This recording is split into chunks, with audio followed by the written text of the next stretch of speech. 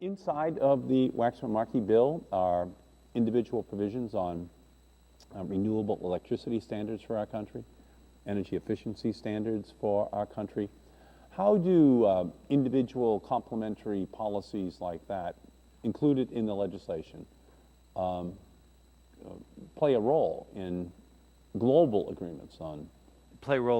What role would provisions like that adopted by the United States play in international negotiations on the responsibility of countries around the world to adopt similar provisions? Well, I think provisions like that are very important for both substantively and actually diplomatically. I mean, substantively because they can push us a good in the direction of taking concrete action to reduce emissions and as well as improving our overall economic and clean energy profiles. I think those are all they're important for that reason. In addition, Mr. Chairman, there are different kinds of ideas that are being discussed right now with respect to what the structure of this agreement ought to look like. One of the ideas, I think, is actually quite an interesting one, has been proposed by Australia, sort of something similar by South Korea, a little bit different, which would contemplate countries entering their commitments or their policies onto a schedule, sort of like in a trade context, and committing to carry them out. So I think that in a structure like that, which again we do find interesting, you could imagine putting in all of our critical policies and what they add up to, and I think that in doing that it gives us the opportunity and I think pushes countries not only to have a number, but to say, not just X percent, but here's how we're going to do it. Here's what we're going to do about it. We've got a policy on renewable energy standards and appliances and the cap and trade system, and we're putting our money where our mouth is, and so should you. So I think it's useful in that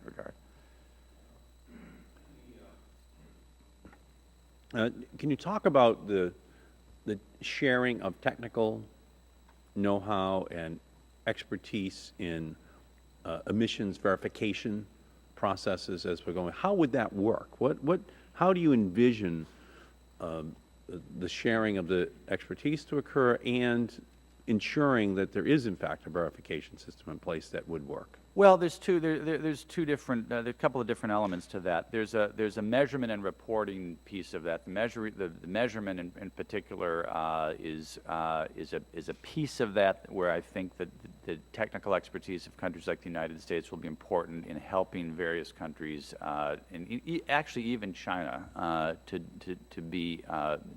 have greater capacity to measure emissions in a credible way.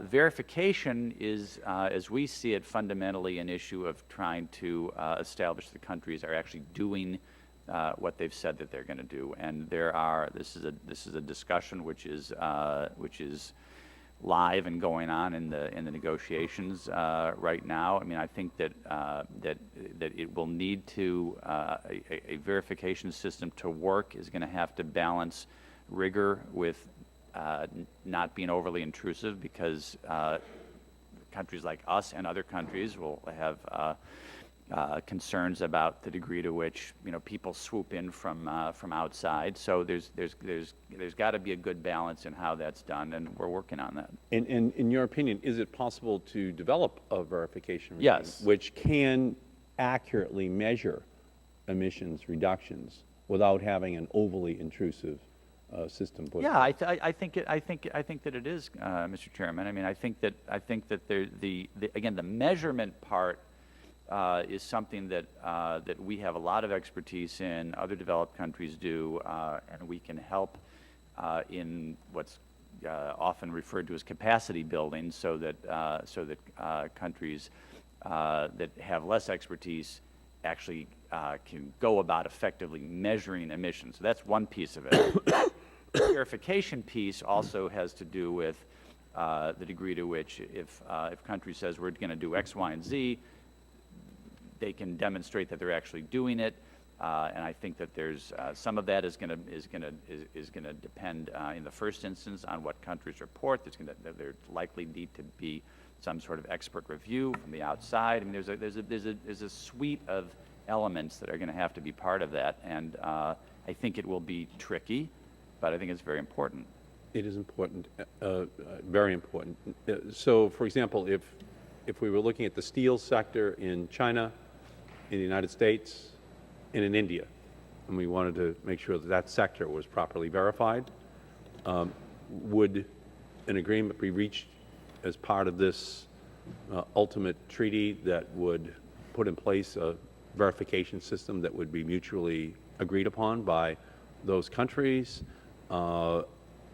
If you just give us, using that as a specific, using steel as a specific example, could you walk through how that might unfold? Yeah, well, I think it depends in the first instance on what the actions are that a country agrees to undertake. So let's assume on your hypothetical that China has agreed to do X, Y, Z things with respect to the steel industry. Then I think that it would first of all be important to work with the Chinese to make sure they're capable of measuring the emissions in a reasonably accurate way.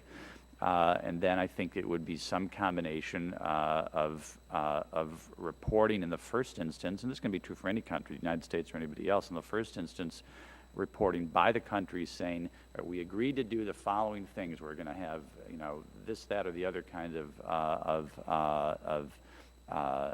policies apply to steel mills or the building of steel mills or the running of steel mills in China.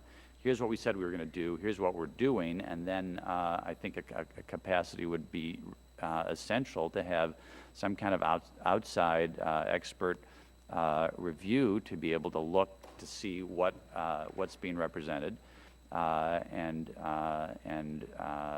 determine whether it's accurate.